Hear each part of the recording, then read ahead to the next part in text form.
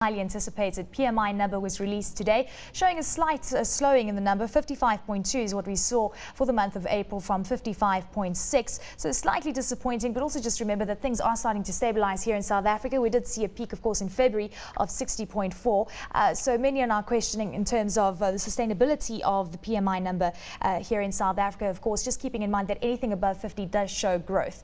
Joining me in studio now is Coetzee from Kagiso Securities and Karen Beamish from CIPS. Thank you very much to both of you for your time. Karen, let's start off with you, because before we get into the PMI number, Andre, because I know you're dying to get into the nitty-gritty of it.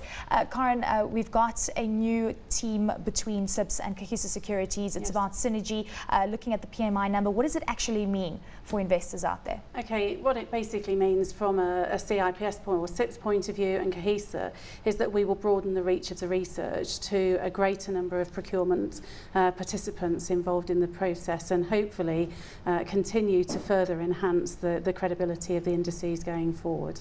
So in terms of, you're talking about the enhancing the credibility, in terms of the number that we're getting right now, are you going to change the weighting of the PMI? Not at all, no, it's not our role to do that. I think what we're going to be doing is looking at broadening its reach in terms of what would be measured potentially in the future. And your view on this, Andre, obviously an exciting synergy that is occurring. Yes, no, definitely, and I think, if you look at the other partner that we should definitely mention, the BER, because they're really the research engine behind the PMI. As Karen has said, to actually increase the reach, to further enhance the credibility, and also because all of a sudden now you've got somebody that's doing a PMI in other parts of the world. So I think, all in all, very positive for our local PMI. So it's all about the research that's going to be done prior to giving out the PMI number. Because you also do work in the US and the UK, which is quite significant. It is. I mean, we work in particular in the UK with market on the PMI index, and in the same way that Kagiso reports now, David Noble, our CEO, reports on the UK PMI as well. So it'll be great to do these comparisons. Yeah, it just broadens our reach of global indices. Well, just looking at the PMI that came out, it's due to come out of the UK today, in fact. Yes, but it's bank holiday. So, so markets won't be able to be responding to that. But we are expecting above 50. As far as I'm aware, there is some improvement in the economy there. I've not actually seen the report to be able to comment on that, but there is some improvements being shown, so yes. Fantastic. And Andre, in terms of, we were talking about increasing reach and furthering the credibility as well, what kind of affiliations would you like to see with the likes of the US and the UK? Of course, much bigger economies, and they in fact lead the way in terms of PMI trends globally. Yes, no, definitely. That's how we sort of gauge ourselves to see how we are faring in terms of other countries, especially our main trading partners. And I think that's also important if you look at, the PMI coming out of China. So all the PMIs, the global PMI that's done by JP Morgan, to really gauge to see how are we doing in terms of what's happening to the rest of the world. So lasting comments from you, Karen. Okay, well, we're very excited about the possibility, I think, of involving a greater proportion of the procurement profession within South Africa in particular at this point of time in these indices, and hoping that relays exactly what's going on from the professionals themselves. Great. Karen, we'll have to leave it there with you. Okay, but thank you very so much. That was you. Karen Beamish from CIPS or CIPS. Of course, she's the acting MD. Andre, let's get into these numbers. We weakened slightly PMI perspective. I mean, we're sitting at 55.2 from 55.6. A little bit of a concerning number, would you say, or do you think it's nothing to worry about at this stage? No, I don't think it's anything to worry about. Maybe just to take a step back, if you look at what happened, and I think you referred to it, the February number was at 60.4, so probably an overly optimistic number, especially again in the context of what's happening globally. All the PMI seems to be sitting between sort of 52 and 59. So our reading at 55.2, I would guess it's probably a bit more realistic as to actually what's happening to the manufacturing sector at the moment. I think what is concerning, because we've seen inventories falling 6.2 points, quite a big fall. Is that a concerning number for you, given that we've seen the restocking process occurring? Do you think it's something that we should be looking out for? Do you think it's just basically, again, as you alluded to, stabilizing in these numbers? No, I think you have to read that together with new sales orders, and the fact that inventory is a bit lower is probably encouraging rather than discouraging. discouraging.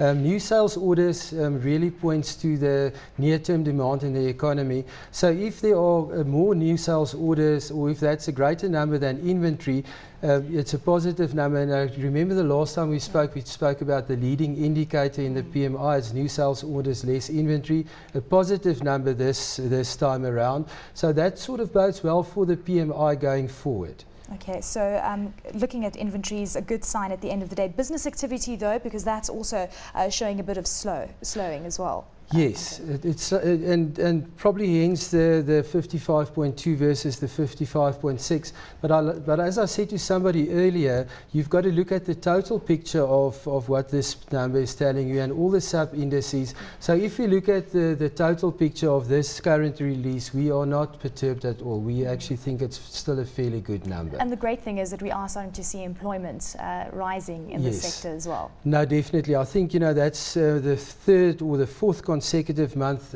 employment's been on the rise. 56.3, really a good number. And I think, if you take the manufacturing sector, it was probably the sector that was the hardest hit in terms of unemployment or job losses. So a very positive number for this, for the manufacturing sector. Well, the rand is still very strong at this stage. And despite the fact that we have seen such a strong local currency, manufacturing is picking up. Things are looking relatively robust. Do you think that the strong rand could impact the manufacturing sector going forward if it remains at these levels?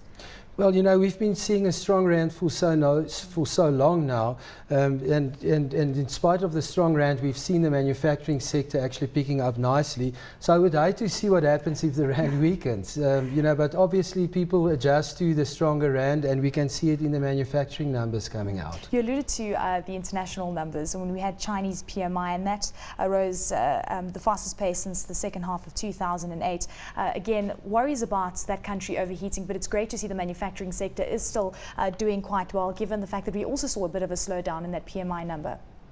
Yes, now again, China is such a big player, so it's very important to see what's happening, in China, especially from a resource point of view. So we are actually looking at that number, and like you've said, that number sort of underpins or actually tells you the story, what is happening to that underlying economy. And we all know that the Chinese economy is fairly robust at the moment. And we're also starting to see pockets of strength coming through from the Eurozone. We've got that highly anticipated number out of the UK later on today. We've also got the US number that we're waiting for. What are you expecting?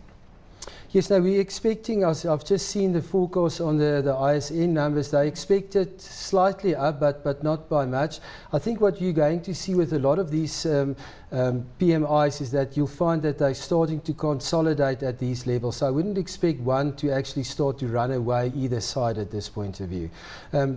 Again, sorry to mention this to you especially, but I think what's concerning coming out of Europe is probably what's happening to Greece and the bailout package there, and that impact on the Eurozone. But at the moment, it looks like something positive is going to come out of that. Well, I mean, it's obviously a very big issue what is happening in Greece, and we know that output is going to decline quite dramatically coming through from Greece, Spain and Portugal.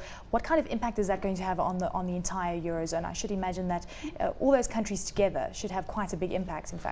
Yes, I think, if anything, it probably have a shorter term or short to medium term, probably a negative effect on the Eurozone.